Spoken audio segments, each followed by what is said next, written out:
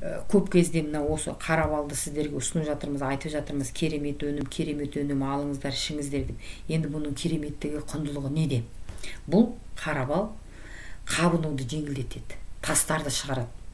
Антисептикалық және табиғи антибиотик, бауыр жасушаларын тез қалпына келтіруге ықпал етеді.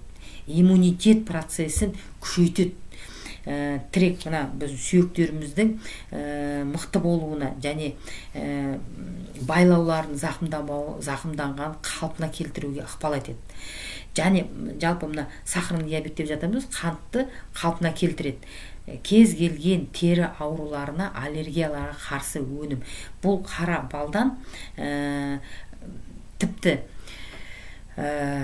онкологиялық ауруларда емделіп жатыр. Онкологияға да жаңағы онкологиялық нелердің өсуіне қарсылық танытып, оны ішкен кезде іштен қара бал, мысалы, мен давлением бар, мен давлением үшін ішем деп емес, ішесіз ғой, сол кезде ол ішіңіздегі давление неден пайда болып тұр?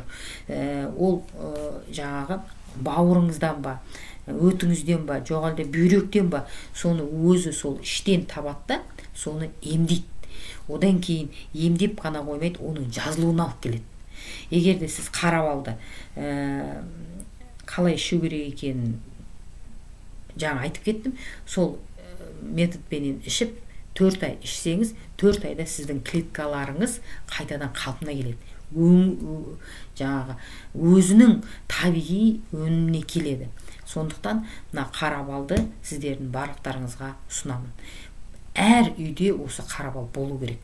Өйткені барлығымызға қазір денсаулық ең бірінші маңызды екенін көрдік. Мына пандемия кезінде әсіресе денсаулық, иммунитет, адамдардың иммунитеті нашар екенін және иммунитетке қарсы тұратын, сол мына пандемияға қарсы тұратын дәрінің жоқ болғанын бәріміз соған бір кездеспей қалған жанұя жоқ. Барлық жанұяға осы сол кезде бір қиыншылықтар болып жатты.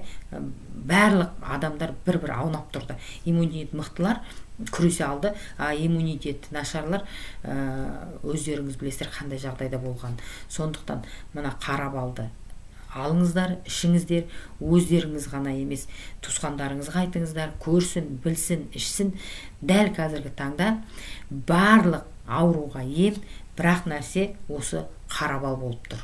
Сондықтан бұл бал кәдімгі мына жерде қант диабетін айтып жатқанда айтады, қант диабетіне бал болмайды ғой дейді. Бұл қара бал деген аты ғана бал деген. Неге бал деген? Өйткені бұл жерден шығып жатқан бізге қажетті дүние. Бал деген себебі бұл фульва гумилді комплекс бар ішінде. Сонда фульва дегеніміз жаңағы жылтыр болып келеді екен, балдың түсі сияқты. Ал гумил ол қара болады екен, сондықтан қара бал деп атаған. Негізінде бұл табиғи кәдімгі реликті көлден алынған өнім. Сондықтан барлықтарыңызға ішуді ұсынамын.